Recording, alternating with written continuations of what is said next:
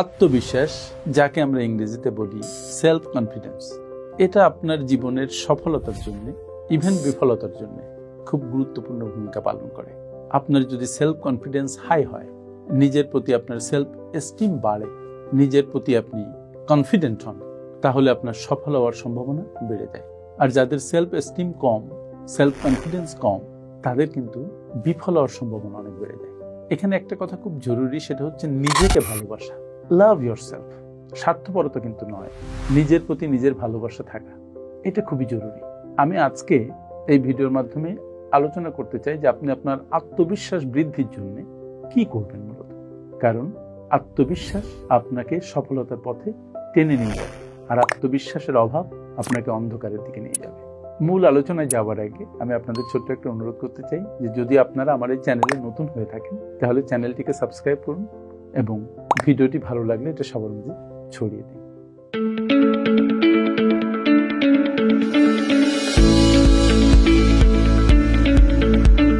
নিজের এই আত্মবিশ্বাস বাড়ানোর জন্য প্রথমে একটা কাজ করুন। আপনি নিজের যে ছোট ছোট সাফল্য, সেই সাফল্যকে স্বীকৃতি দিন। কিরকম কথা, আপনার সাফল্যকে অন্যরা স্বীকৃতি দিবে এই আশায় তো আমরা বসে থাকি, তাই না? নো, আপনি যে সফল হয়েছেন আপনি খুশি হন, নিজেকে পুরস্কৃত করুন, এবং সবচেয়ে বড় কথা হচ্ছে আপনি নিজেকে স্বীকৃতি দিন যে ইয়াস, ইউ হ্যাভ সাকসিডেড, আপনি এই কাজটায় সফল হয়েছেন। নিজের প্রশংসা করুন না একটু। আমরা বেশিক্ষণ নিজের সাথে কথা বলি, অন্যদের চাইতে যত কথা বলি তার চাইতে নিজের সাথেই কথা বলি বেশি। তো যদি আপনার সফলতা আসে, আপনি নিজেকে ধন্যবাদ দিন, নিজের প্রশংসা নিজে করুন, দেখবেন পরবর্তী সফলতার দরজা আপনার জন্য উন্মুক্ত হয়ে যাবে। হার্ভার্ড বিজনেস রিভিউ 2019 সালে একটা গবেষণা করেছিল। সেই গবেষণায় তারা দেখিয়েছে যেসব ব্যক্তিরা নিজের ছোট ছোট অর্জনকে, নিজের সাফল্যকে নিজেই স্বীকৃতি দেন এবং নিজেকে পুরস্কৃত করেন, সেসব ব্যক্তিদের আত্মবিশ্বাস প্রায় 35% বৃদ্ধি পায়। কাদের তুলনায়? যারা সেটা করেন না তাদের তুলনায়। সুতরাং নিজের সফলতার জয়গান করুন না একটু নিজে নিজে। নেতিবাচক চিন্তা থেকে দূরে থাকতে অনুশীলন করুন। দেখুন, আমরা সারাদিনে যত চিন্তা করি, এই চিন্তার সংখ্যা প্রায় 60 থেকে 70 হাজার, এবং তার মধ্যে পজিটিভ চিন্তা যত, তার চাইতে কয়েক গুণ বেশি হচ্ছে নেগেটিভ চিন্তা। নেগেটিভিটি আমাদেরকে আক্রান্ত করে। আপনি নিজেকে আক্রান্ত করেন, অন্যরাও আপনার সামনে নেগেটিভ কথাই বেশি বলে, তাই আপনার মধ্যে নেগেটিভিটি ভিড় করে। এই নেগেটিভিটিকে যদি আপনি দূরে সরাতে চান, তাহলে আপনাকে অনুশীলন করতে হবে। নাম্বার 1, আপনাকে ফিজিক্যাল এক্সারসাইজ করতে হবে। নাম্বার 2, আপনাকে মেডিটেশন করতে হবে, এবং পজিটিভ চিন্তার জন্য একটা অনুশীলন, সার্বক্ষণিক একটা মানসিক প্রক্রিয়ার মধ্যে থাকতে হবে যে আপনি পজিটিভ চিন্তা করবেন। নেগেটিভ চিন্তা যখনই আপনার মাথায় আসবে, তখন সেটাকে ঝেঁটিয়ে বিদায় করবেন।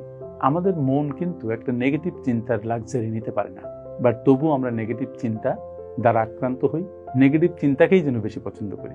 যারা নেগেটিভ মানুষ, তাদের সাথে মিশতেই বেশি ভালো লাগে। এই নেগেটিভিটি আমাদের কিল করে দেয়। এজন্য এখান থেকে আমাদের নিজেকে রক্ষা করতে হবে। ওয়ার্ল্ড হেলথ অর্গানাইজেশন তারা 2021 সালে একটা রিপোর্টে লিখেছিল, ধ্যান, যেটা মেডিটেশন, সেটা আমাদের আত্মবিশ্বাস বাড়াতে সাংঘাতিকভাবে সহযোগিতা করে। ধ্যান আমাদের কনসেন্ট্রেশন বাড়ায়, নিজের প্রতি আস্থা বাড়ায়। সঠিক পোশাক এবং বডি ল্যাঙ্গুয়েজের প্রতি যত্নশীল হন। আমরা সেলফ কনফিডেন্স বাড়াতে চাই। দেখুন, একটা নোংরা পোশাক পরে কোথাও গেলেন, আপনার সেলফ এস্টিম কম থাকবে, নিজের উপরে কনফিডেন্স কমে যাবে। সুন্দর পোশাক পরুন, দামি পোশাক পরা দরকার নেই, বাট পরিপাটি পোশাক পরুন। দামি পোশাক পরলে দোষের কথা আমি বলছি না, অনেকে দামি পোশাক যারা পরতে পারেন না, তারা কম দামি হোক, বাট পরিপাটি পোশাক পরুন। আর নিজের বডি ল্যাঙ্গুয়েজ একটা বিরাট ব্যাপার। মানুষের সামনে যখন যাবেন, আপনার দাম্ভিকতা, আপনার অতি কথন, আপনার অতিরিক্ত হাত পা ছোড়াছুড়ি, এগুলা আপনার ইমেজকে ক্ষতিগ্রস্ত করে, আপনার আত্মবিশ্বাস কমাতে হেল্প করে। সুতরাং পোশাকের প্রতি যেমন যত্নশীল হবেন, নিজের বডি ল্যাঙ্গুয়েজের প্রতিও আন্তরিক হবেন। স্ট্যানফোর্ড ইউনিভার্সিটির একটা গবেষণায় দেখা গেছে 2020 সালের যে পরিপাটি পোশাক আপনার আত্মবিশ্বাস বাড়াতে দারুণভাবে কার্যকর, পজিটিভ একটা ভূমিকা রাখে। নিজেকে চ্যালেঞ্জ করুন। আমরা তো সবসময় অন্যকে চ্যালেঞ্জ করি, তাই না? আপনি নিজের প্রতি চ্যালেঞ্জ ছুড়ে দিন না, নিজেকে আপডেট করুন এবং নিজেকে একটা চ্যালেঞ্জ করেন যে এই কাজটা তুই পারবি না। দেখবেন সেই কাজ যখন আপনি পারবেন, তখন আপনি নিজেই নিজের ভিতরে শক্তি অনুভব করবেন। আপনি আত্মপ্রত্যয়ী হয়ে উঠবেন, আত্মবিশ্বাসী হয়ে উঠবেন, আপনার আত্মবিশ্বাস অনেকটা বেড়ে যাবে। IMF তাদের 2021 সালের রিপোর্টে বলেছে, যে কোনো নতুন চ্যালেঞ্জ গ্রহণ করলে মানুষের আত্মবিশ্বাস এবং দক্ষতা উভয়ই বৃদ্ধি পায়।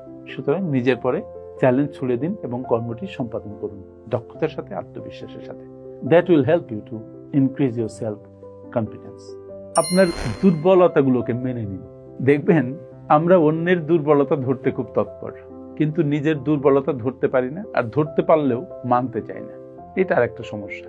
বরং নিজের দুর্বলতাকে খুঁজে বের করুন, খুঁজে বের করে সেটা কাটানোর চেষ্টা করুন। দুর্বলতাগুলোকে সবলতায় রূপান্তর করার চেষ্টা করুন, মানে উইকনেসগুলোকে স্ট্রেংথে রূপান্তর করুন।